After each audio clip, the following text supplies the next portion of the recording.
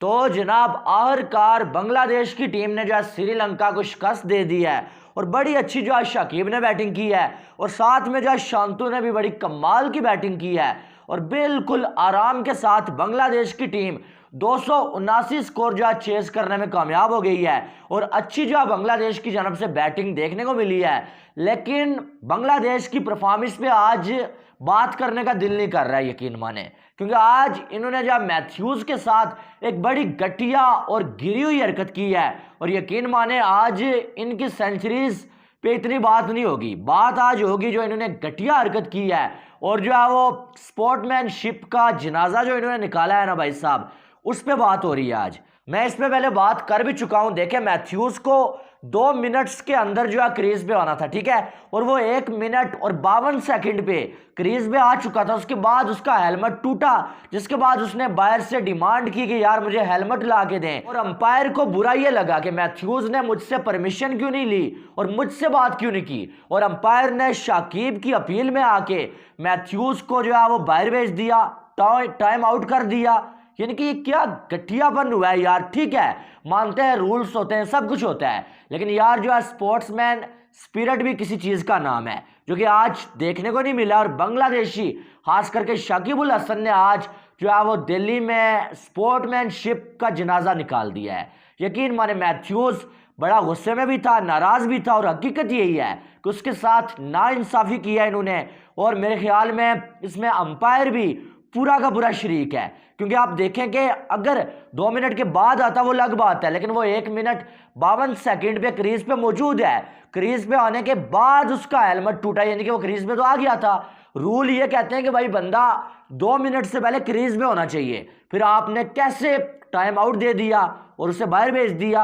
और आज के मैच में फाइट भी थी शाकिब और मैथ्यूज के दरमियान, बार बार एक दूसरे को कुछ कह भी रहे थे और मैथ्यूज जब बॉलिंग कर रहा था उसकी पूरी कोशिश थी कि शाकिब को मैं आउट करूं और फिर जो शाकिब को उसने बड़े बुरे तरीके से आउट किया। 82 स्कोर बना के शाकिब जो है वो कैच दे के आउट होकर चले गए और उसके बाद मैथ्यूज ने शाकिब को अच्छा खासा ट्रोल भी किया खड़े होकर कि बेटा तुमने मेरे साथ मुझे आउट किए बगैर बाहर भेजा था, लेकिन मैं तुमको आउट करके बाहर भेजूंगा। और ऐसे लोगों के साथ ऐसा होना चाहिए, ठीक है। शाकिब के साथ जो हुआ वो बिल्कुल ठीक हुआ और अगर देखा जाए तो मुझे ऐसा लगता है कि अपने कैरियर के एंड पे शाकिब उल हसन शायद जो है वो जलील होकर जाना चाहता है, क्योंकि इसने मैथ्यूज को छोड़े, इसने बांग्लादेश के साथ भी अच्छा नहीं किया। इसने तमीम के साथ क्या किया, इसने जो महमूदुल्लाह को स्क्वाड में रखा ही नहीं हुआ था, बाद में वो स्क्वाड में आया और उसने सेंचुरी बना दी। तो ये पॉलिटिक्स करता है टीम में। तो बांग्लादेशियों को अगर अपनी टीम को चलाना है या बचाना है तो अब इनको नए नाम तलाशने पड़ेंगे और शाकिब से जान छड़ानी पड़ेगी। और वैसे भी जो है इसका कैरियर एंड पे है, मानते हैं कि ये बांग्लादेश का लेजेंड है भाई, इसका ये मतलब नहीं है कि ये ऐसी घटिया हरकतें करे। इसने एक बार जो है वो स्टंप्स भी उठा के जो अंपायर के मुंह के आगे फेंक दिए थे। तो ये ऐसी हरकतें खुद तो करते हैं, लेकिन दूसरे को भी जो है वो ऐसे ट्रीट करना ये कोई अच्छी बात नहीं है, ठीक है। तो मैथ्यूज के साथ मेरे ख्याल में गलत हुआ। उसके बाद आगे चलें तो मोहम्मद हफीज का ये कहना है कि विराट कोहली जो है भाई साहब वो इस वर्ल्ड कप में सेल्फिश क्रिकेट खेल रहे हैं। उन्होंने बोला कि रोहित शर्मा अपने लिए नहीं खेलते, वो टीम के लिए खेलते हैं, आते साथ अटैक करते हैं, लेकिन विराट कोहली ने इस वर्ल्ड कप में बार बार अपनी सेंचुरीज के चक्कर में स्लो खेला। तो यार ये मुझे समझ नहीं आ रहा कि पूरे इंडिया में विराट कोहली की तारीफें हो रही हैं और हमारे पाकिस्तानी खिलाड़ियों को क्या मिर्चियां लग जाती हैं कि कोहली कोहली कोहली, रेटिंग के चक्कर में ऐसे स्टेटमेंट्स।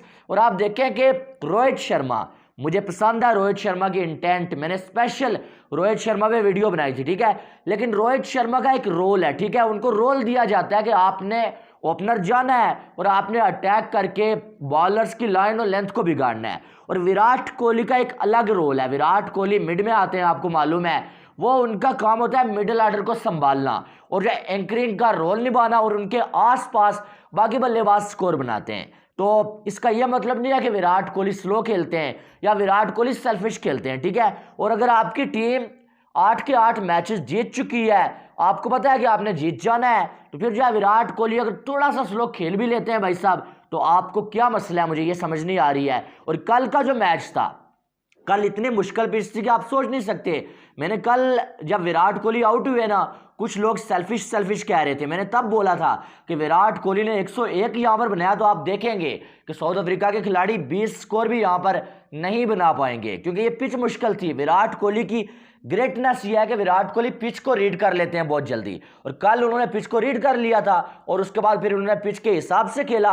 और आप देखें इंडिया की टीम 326 बना गई, विराट कोहली का 100 भी हो गया और इंडिया की टीम ने 300 प्लस स्कोर से बड़े आराम के साथ मैच जीत लिया। तो मोहम्मद हफीज़, मुझे नहीं लगता है कि ऐसी कोई स्टेटमेंट उनको देनी चाहिए थी, या ये स्टेटमेंट विराट कोहली जैसे बंदे के लिए बनती है। जब इंडिया की टीम 8 मैचेस जीत चुकी है, विराट कोहली अनबिलीवेबल खेल रहे हैं, तो पता नहीं क्यों ऐसी स्टेटमेंट आ रही है। बहरहाल कुछ लोग ऐसे भी होते हैं जिनसे बर्दाश्त नहीं होता। हफीज़ तो ये भी कह रहे थे कि इंडिया जो है पिच में भी जो है वो चीटिंग करता है और इसलिए इंडिया की टीम जीत रही है। बहरहाल उसके बाद माइकल वान इंडिया के बॉलिंग के जो फैन बन गए हैं। माइकल वान ने बोला है कि इस इंडिया की बॉलिंग को कोई रोके तो रोके कैसे। जब आप देखें कि स्टार्ट में बुमराह आते हैं और बुमराह जो है वो कमाल की बॉलिंग करते हैं, बुमराह से अगर कोई बच जाता है भाई, उसे आके सिराज उड़ा देते हैं, सिराज से कोई बचता है तो शमी आके उसे उड़ा देते हैं, शमी से जो बच जाता है उसे जडेजा और जो है वो कुलदीप यादव आके जो उड़ा देते हैं। तो माइकल वान ने बोला है कि इंडिया की बॉलिंग में मुझे कोई वीकनेस नज़र नहीं आ रही है, और हमेशा ऐसा है यार। आप देखेंगे अक्सर ये होता है ना कि जब अच्छी बॉलिंग हो रही होती है तो बैटर के माइंड में ये चल रहा होता है यार वो वाला बॉलर आएगा, थोड़ा वीक बॉलर है, उसको मैं मारूंगा और उसके ओवर में हम जो स्कोर बराबर कर लेंगे। लेकिन इंडिया की बॉलिंग ऐसी है भाई, एक जाएगा दूसरा भी आके आउट करेगा, दूसरा जाएगा तीसरा भी आके आउट करेगा।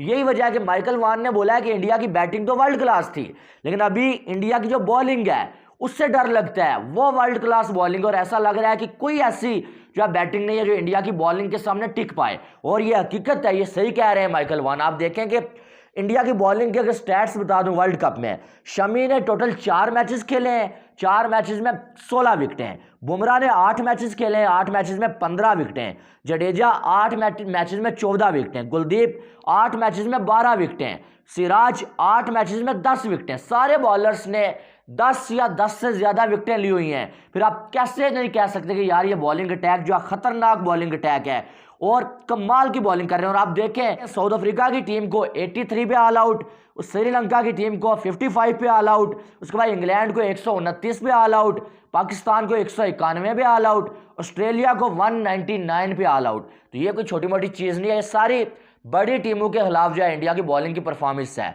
तो आप कह सकते हैं कि इंडिया के पास वर्ल्ड क्लास बॉलिंग, और ऐसा लगता है कि इंडिया के बॉलर्स को खेलना किसी के बस में ही नहीं है। बहरहाल मोहम्मद हफीज़ की स्टेटमेंट पे आपकी क्या राय है वो आपने कमेंट बॉक्स में बताना है, और क्या मैथ्यूज़ के साथ जो हुआ ये गलत हुआ या सही हुआ, इसमें भी आपने अपनी राय लाजमी देनी है। मिलते हैं नेक्स्ट वीडियो में, आपने बहुत सारा ख्याल रखिएगा। लव यू ऑल, अल्लाह हाफिज़।